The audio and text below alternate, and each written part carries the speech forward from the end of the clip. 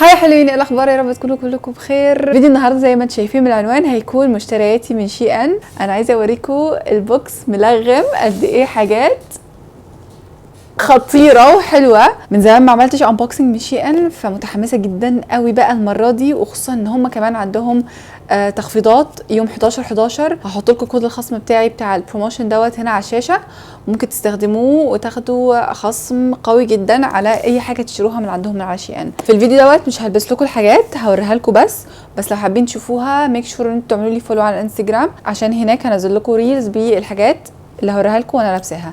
اول حاجه خلينا نبتدي بيها باللي انا لابساه النهارده. بصراحه انا اول ما لبسته او اول ما شفته جات لي مشاعر مختلطه، حسيت ان هو شويه قالب بيجامه، لان هو بصوا خليني احاول اوريه لكم.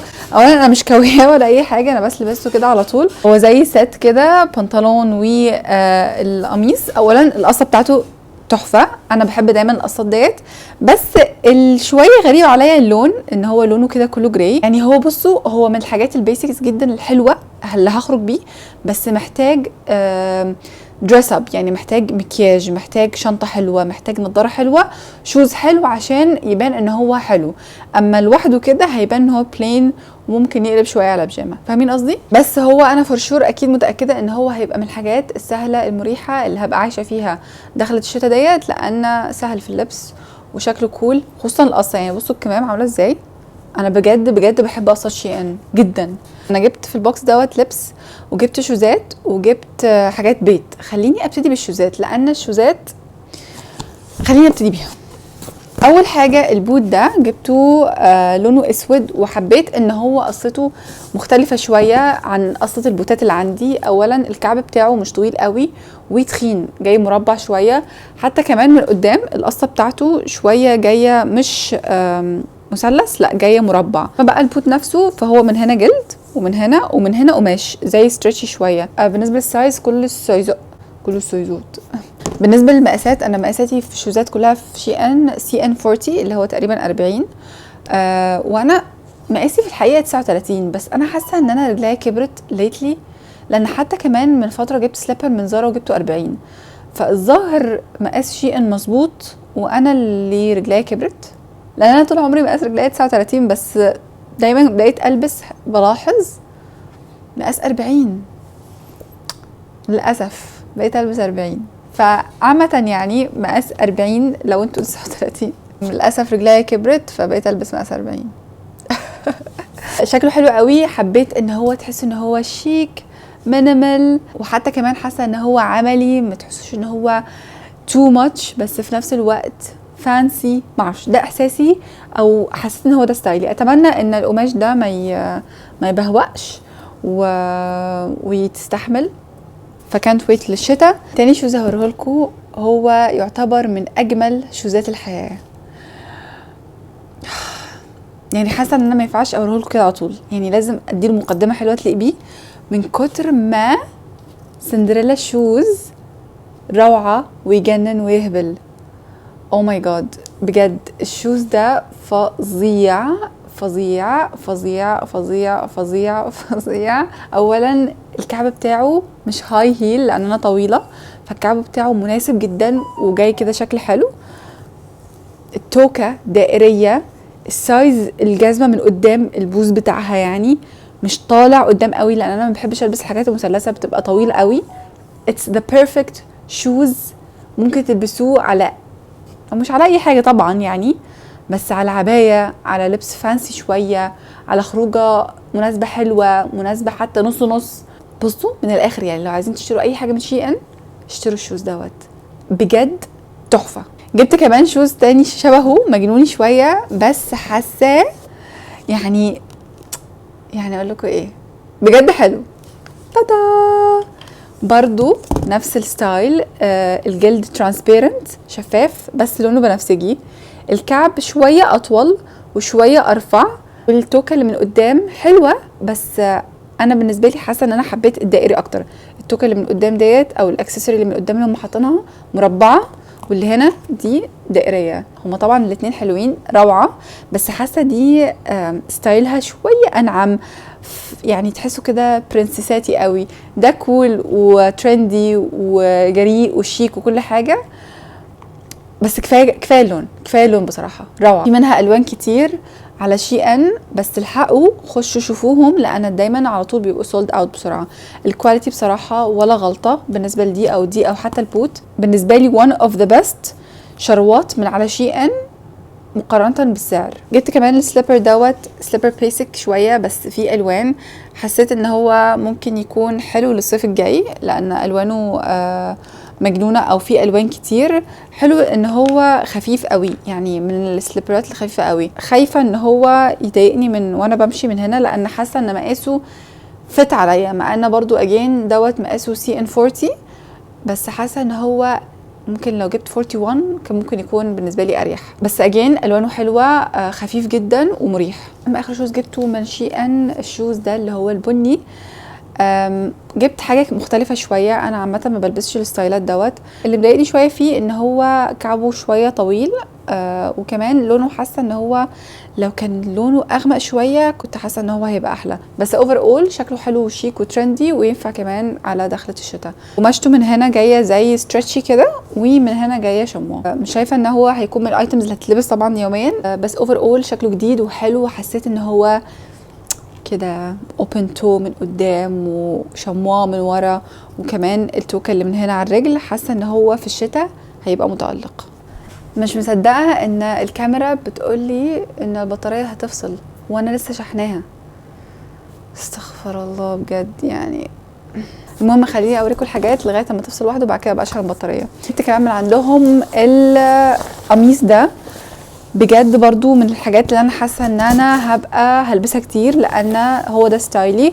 قميص زي لونه بيبي بلو كده وفي كابيشو من ورا، فاجين ده هيبقى من الحاجات اللي هتتلبس في دخلة الشتاء ديت كتير، خصوصا كمان لجو البحرين هنا لان جو البحرين مش بيبقى شتوي قوي. لو الدنيا بردت شويه ممكن البس فوقيه جاكيت، اما لو الصبح ممكن البسه هو بس على جينز وعلى كوتشي and I'm ready to go. معظم مقاساتي في الهدوم من شي هتبقى ميديم، اما لو في حاجه تانية مختلفه جبتها مقاس مختلف هقول لكم عليها. جبت كمان من عندهم الكوت ده، هو مش كوت ومش ترنش كوت. ليه؟ خليني اوريكم هو عامل ازاي. بصوا هو مقاسه مش طويل قوي، ماشي، عامل زي القميص بالظبط، وكمان من ورا في ديتيل هنا زرار في النص، فحاسه ان هو برضو من الحاجات الحلوه اللي ممكن تتلبس بسهوله. حلو. اما القماشه فكواليتي تحفه. دايما الترنش كوت بتاعت شي ولا مره خذلتني، يعني انا جبت من عندهم كذا ترنش كوت بكذا ستايل، وهوريكم كمان ترنش كوت جبته كات خطير. ده بقى الترنش كوت اللي قلت لكم عليه. جبت لون شويه بيج، حسيت ان هو بقى مع قميص ابيض باف سليفز ومع نضاره نظر سودا في الشتاء. ان شاء الله هعمل اللوك دوت وهوريه لكم، لان انا عامه بحب قوي قوي قوي في الشتاء البس نضاره نظر فريم اسود، ليه معرفش، بس بحس ان هو ده من اللوك الشتوي. يعني حتى كمان لو تابعتوا فيديوهاتي القديمه في الشتاء هتلاقوني في الشتاء بلبس نضاره فريم اسود نظر. فالمهم نرجع للترنش كوت. زي ما قلت لكم جبت اللي هو اللون البيج، وكمان القصه بتاعته كات وطويل، اما طوله فهو بيجي لحد فوق الركبه شويه. قماشته من النوع اللي هو خفيف مش تقيله قوي، فبرضو اجين مناسب جدا لشتاء الخليج، لان في الخليج الشتاء ما بيبقاش برد قوي، ممكن بيبقى برد بس اسبوعين 3 اسابيع بالكتير، اما باقي الايام بيبقى البرد حلو. فده مع قميص وبوت وشال حاسه ان هو هيبقى بالانس مع جو الخليج وشتاء الخليج. جبت كمان من عندهم another set. الست دوت شفت منه كتير قوي، ناس كتير لابساه. جبت من عندهم اللون اللي هو البني. السايز اللي انا جايباه بقى سمول، لان السايزات من الست دوت خلي بالكم بتبقى اكبر بكتير، فانا ده حاسه ان السمول كانه ميديوم او كانه اوفر سايز كمان. فالفيتنج اصلا بتاع القميص دوت حاسه او الست دوت لوز، وانا جايبه مقاس الكاميرا فصلت. فمهم تقريبا كنت بتكلم عن الست دوت، فكنت بقول لكم خلي بالكم لما تيجوا تطلبوا اي حاجه من شي اتاكدوا قبل ما تيجي تشتروا اي حاجه ان انتوا تقروا كومنتس وتشوفوا بيبقى فيه زي كده بوكس او مستطيل بيبقى بيبين لكم السايز بتاع الايتم دوت، هل هو ترو سايز ولا اوفر سايز ولا سمولر سايز، عشان تعرفوا تطلبوا بالظبط المقاس بتاعكم. حتى كمان الناس بيبقوا كاتبين في الريفيوز يعني اذا كان سايز واسع ولا لا. تاني حاجه جبتها، او مش تاني حاجه، جبت كمان من عندهم السكيرت الفظيعه دي. انا عايزه اقول لكم ان انا بقالي فتره من اول ما طلعت ترند اللي هي السكرتات ديت، وانا بجيب حاجات مش بتليق عليا، يعني ما اعرفش ليه، بحس ان هم ما كانوش بيليقوا عليا. يعني شوف الموضوع ده تقريبا بقاله 4 سنين من اول ما طلعت موضه الجيبات ديت، فاخيرا حاسه ان دي it looks nice on me، شكلها حلو قوي عليا، شكلها مظبوط، وحتى كمان لونها جديد وحلو. فحاسه ان I can't wait ان انا البس دي مع البوت ده، وكمان مع بلوفر كده، ويبقى الجو شتوي وحلو بجد سعاده. هحط لكم اكواد الحاجات اللي انا جبتها ديت تحت في صندوق الوصف، عشان لو حابين تعملوا عليها سيرش تقدروا تروحوا تجيبوها بسرعه من على شي ان. جبت كمان من عندهم بنطلون بيج، انا بقالي فتره عايزه بنطلون بيج يكون رجله مظبوطه، بصراحه ده ما قستوش بس شكله حلو، لونه كمان حلو، لان انا كان عندي بنطلون بيج من زارا زمان زمان، يعني يمكن من 5 سنين كده، وتخيلوا البنطلون دوت باظ، وحاسه ان من ساعتها مش لاقيه بنطلون بيج لونه البيج اللي انا عايزاه الحلو. قلت اجرب اجيب من عندهم بنطلون بيج وشكله حلو. انا عامه يعني ما بصيتش على الحاجات اللي هي من فوق، قلت اهم حاجه قصه الرجل، لان انا اوريدي الحته ديت هتبقى كفرد باي لبس هلبسه، فان شاء الله يطلع حلو وشكله ان شاء الله مبشر، حتى كمان لونه البيج اللي هو الحلو. انا عماله اتكلم بسرعه عشان خايفه الكاميرا تفصل، عشان عايزه الحق اوريكم كل حاجه. باقي حاجتين لبس، جبت البلوفر دوت، بس للاسف يعني شوفوا ده مقاسه ميديم، بس حاسه ان هو بحر، ده محتاج اكس سمول من كتر ما هو كبير كبير كبير جدا. يعني شوفوا بجد مقاسه مش اوفر سايزد، لا اللي بعده، يعني حتى كمان الايد بصوا. بس انا بالنسبه لي ما بيفرقش عامه، يعني بحس انها اتس اوكي عادي، انا ممكن اللبس اللي هو الاوفر سايز دوت ممكن اظبطه اجين عشان انا طويله، بس دوت صدقوني اتس اوفر سايز، اتس اكسترا اوفر سايز. فانتوا لو عايزين تجيبوا البلوفر دوت خلي بالكوا هاتوا مقاس اصغر من مقاسكم مرتين، ده مقاسه ميديوم وكبير كبير قوي عليا. اما اخر حاجه جبتها من عندهم جبت السكارف دوت، بصراحه انا مش فاكره انا جبته هو بيتلبس ازاي، هل هو بيتلبس من الحته ديت من الناحيه ديت او من الناحيه ديت، اتوقع من الناحيه البيج حبيت الكواليتي، حبيت ان هو ناعم، حبيت ان القماشه شويه تقيله، فهو نوع من انواع السكارفات اللي بجد تدفي، وحبيت الالوان والبرنت، حبيت ميكس الاخضر مع البيج مع اللاين الاصفر اللي هنا. بجد عندهم كولكشن شي ان سكارفات روعه، والكواليتي ولا غلطه. دي كل حاجة جبتها من على شي ان تخص الفاشن. حبيت ان انا اجرب بقى من عندهم حبة حاجات ليها علاقة بالبيت والاورجنايزيشنز، وبجد الحاجة طلعت روعة. جبت من عندهم اختراع بجد قوي جدا، انا اوريدي الاختراع دوت كان نفسي فيه من زمان، بس دايما ما كانتش بتسنح الفرصة ان انا اجيبه.